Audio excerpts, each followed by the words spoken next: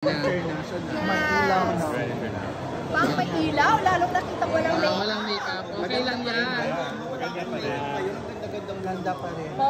Charot yan, no? Walang halong eme. Without makeup. That's why Emma Tiglao is The one And only. Kumusta naman ang Filipino media? Growing. We're getting better. Tanungin natin sila isa-isa. Kakalit na kami. Okay. Ayan na. Nararamdaman nyo na. Ramdam na. Nararamdaman. Parang yung mga students na hindi tumingin sa teacher. Emma, ba't naman ganyan? So, kumusta naman? Napipressure ba kayo? Isahan natin eh. Parang si Adam ang napipressure. Charla! Ako lagi ako nape-pressure. Ito din yata. Charla. Nape-pressure ako pag nandiyan na yung mga boys. Sino gusto mo nang sumagot? Ay, Anong tanong? Wait lang, naka-zoom sa fest mo. Napipressure ka na ba? Lalo't palapit na ang Miss Universe? Hindi naman, kasi mas priority ko ang mga boys. Ay, siya na po ang pumalit sa akin. Usually, pag nakikita mong lumalabas yung mga Miss Universe candidates, ano yung unang tanong na pumapasok sa isip mo? Sa totoo lang, nalilito-lito ako. Kasi ang dami nila magaganda. Ang lalakas nila. Of course, isa dun sa Philippines. Ayan. Pero pag lumalabas ka na, iba talaga. Iba talaga. Dalawa na ang Philippines. Dalawa na ang Philippines. Binabalik ko sa yung tanong. Hindi naman ma. Ako, support tayo talaga kay Atisa. I'm here to support everyone. Especially MGIT. Sobrang maswerte na ba tayo pag dalawa na kayo mananalo? Naman. Alam niyo, maswerte yung mga lumalaban talaga na Philippine representatives because of the Filipino bayanihan. What we can see, no, paangat ng paangat. And it's not just Atisa who's competing right now. We also have Myrna and soon Oo nga pala. we will be having Chelsea and also Cyril Payuno. So, sunod-sunod na. So, I hope yung bayanihan ng Filipinos ay tuloy-tuloy pa. Well, inumpisahan mo na manalo, panigurado, mananalo tayo. Pray. Diba? Sabi ko nga, our greatest weapon is prayer. Country of the year! Naman.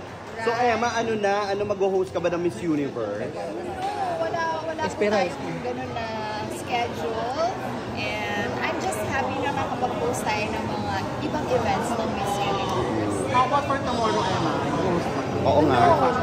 Wala namang advice sa akin. Pero I think we will be there. In a swimwear din ba? Ay!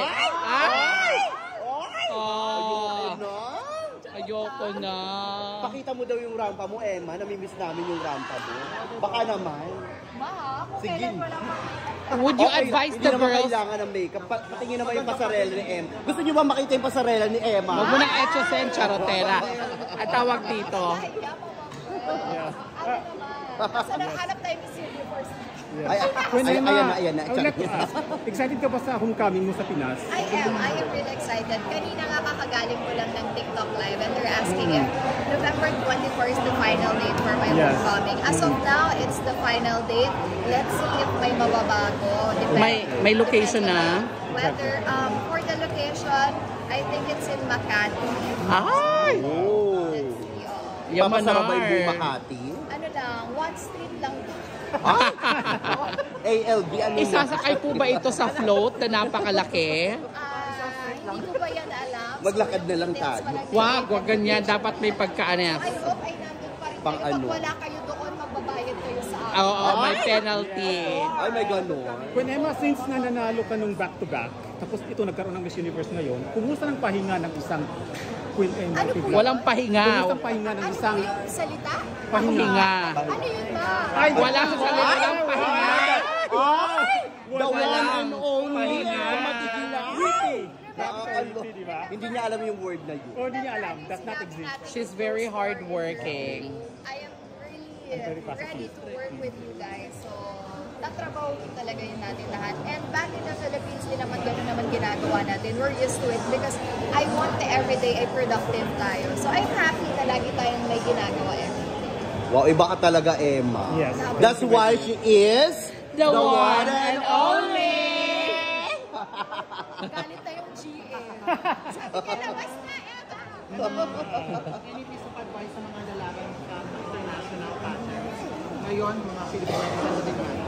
Always remember, it may sound cliche, but you should just enjoy the pageant. I know there's a pressure lagi naman, no, kapag talagang Philippine representative ka, meron talagang pressure kasi merong expectation sa'yo yung ibang tao. But remember to just enjoy because the people will see it, will feel it if you're enjoying. And if you're enjoying, the people watching you will also enjoy watching you and supporting you. So, ayun lang. And just be authentic. Kasi people will feel it if you're just pretending.